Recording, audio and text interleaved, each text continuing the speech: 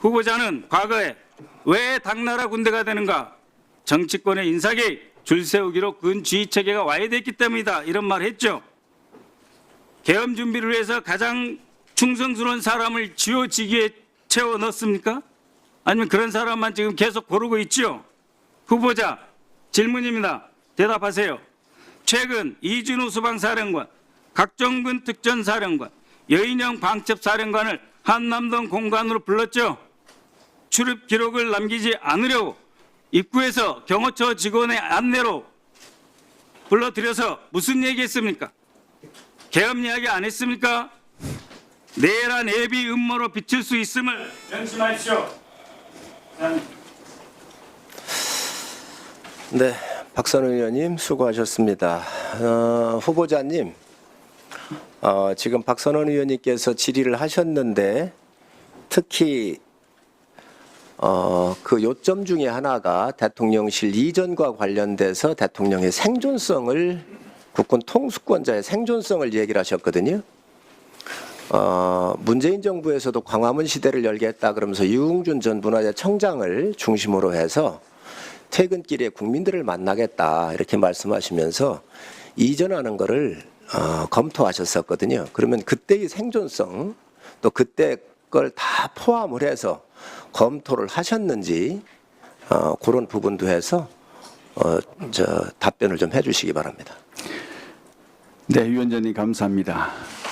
답변 드리기 전에 우리 박선원 의원님 말씀 동의할 수 없습니다.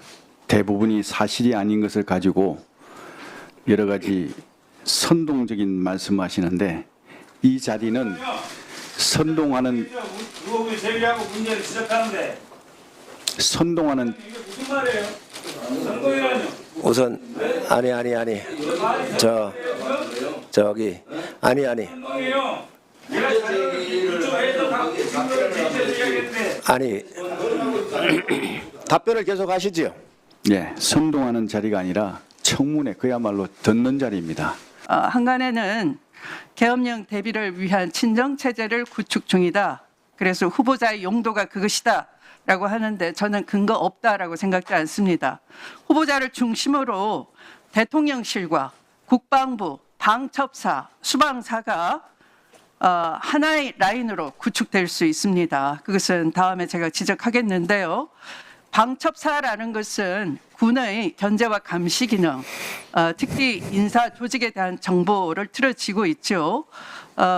조직의 부패와 권한 남용을 방지할 수 있는 사정 기능을 담당해야 되는데 이것이 대통령실, 국방부, 방첩사, 수방사로 일심동체가 된다면 군 내부의 견제와 균형이 무너지는 것이죠. 그래서 계엄령과 같은 헌정 질서를 교란할 수 있는 위험에 빠뜨릴 수 있다라는 점에서 후보자가 결단코 그 국방부 장관에 임명될 수 없는 핵심적인 이유다 이렇게 생각을 합니다. 근거를 대겠습니다. 자, 윤석열 정권은 전두환 군부의 하나회처럼 김용현의 3대 군벌 형성이 되고 있다라는 말이 있습니다. 윤석열 정권에서 군내 실세로 통하는 후보자 김용현이 후보자의 학연, 중앙고조, 육사고 그리고 근무연, 육사 38기와 수방사를 중심으로 해서 이른바 김용현의 3대 군벌이 형성되고 있다라고 진단하고 있습니다. 그 유명한 중안파, 육사 38기, 전성시대, 수방사파 이렇게 요약이 될 수 있습니다. 후보자는 하나회, 알자회, 만나회, 나눔회, 독사파 다 들어보셨죠? 이들은 인사개입을 통해서 군벌을 형성했고 노골적으로 정치에 개입하다가 결국에는 우리 역사의 비극 12.12 사태나 광주 5.18 등의 그런 끔찍한 일을 저지르는 죄인들이라고 할 수 있는데 동의하십니까? 동의하지 않습니다. 네, 그렇게 얘기하시겠죠. 네.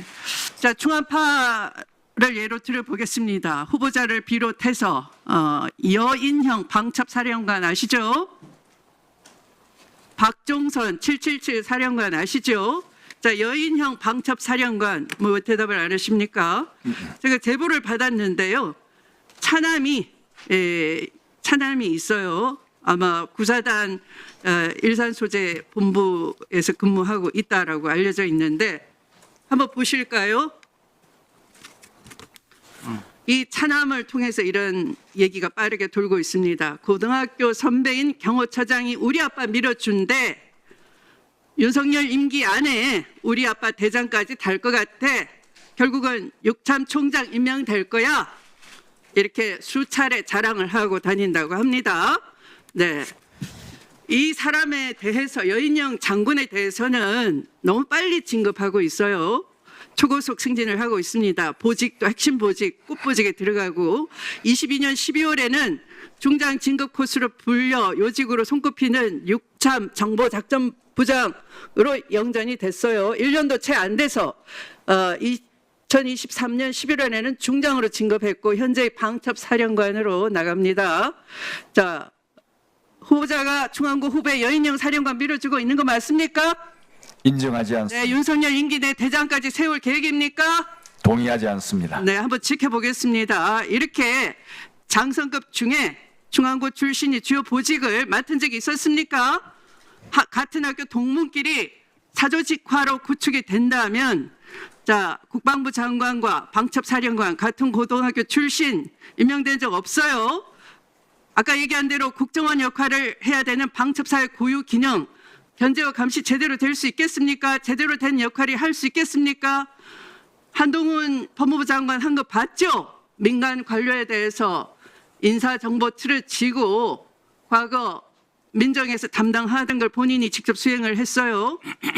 그리고 군에 대해서는 이제 후보자가 그 자리에 가는 겁니다. 군 관료에 대해서는 후배를 통해서 진급 심사 시 조난 자료, 이른바 검정 자료 다 작성하는 막강한 권한을 감안할 때 이렇게 군이 후보자를 중심으로 사조직이 돼버린다면 군이 제대로 돌아가겠습니까? 국민을 위한 군이 되겠습니까? 대통령의 정권 보위를 위한 군으로 전락하지 않겠습니까? 그래서 후보자는 그 자리에 결코 가서는 안 된다를 지적하고 추미애 의원님 말씀 존중하지만 인정하지는 않습니다. 참 이런 발언이 군을 분열시킬 수 있다는 생각에 우려가 듭니다. 충암파 말씀하시는데요. 우리 군 장성이 400명 가까이 있습니다. 그중에 4명을 가지고 충암파는 이 자체가 군의 분열을 이렇게 조장할 수 있다는 그런 우리의 참 마음이 아픕니다. 그 핵심 보직을 얘기하는 거예요. 과거에도 준비하는 완벽한 사조직화가 구축돼 있다. 그 엄정함을 얘기하는 겁니다.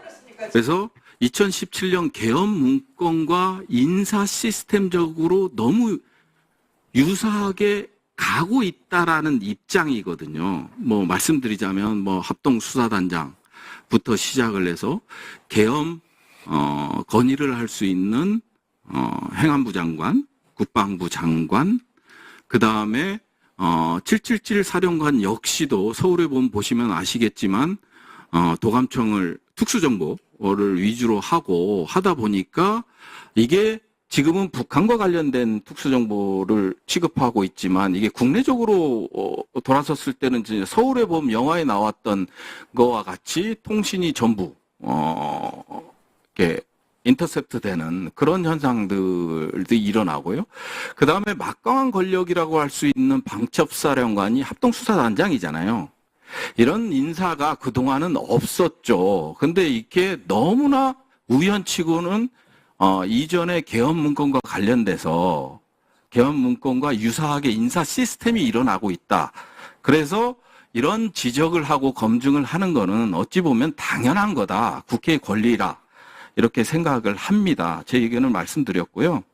여러 가지 말씀을 해주셨는데 지금 이런 우리 대한민국의 상황에서 과연 계엄을 한다 그러면 어떤 국민이 과연 이게 용납을 하겠습니까? 그리고 우리 군에도 따르겠습니까? 저는 안 따를 것 같아요, 솔직히. 그래서 이런 계엄 문제는 지금 시대적으로 좀 안 맞다. 저는 그렇게 생각하거든요.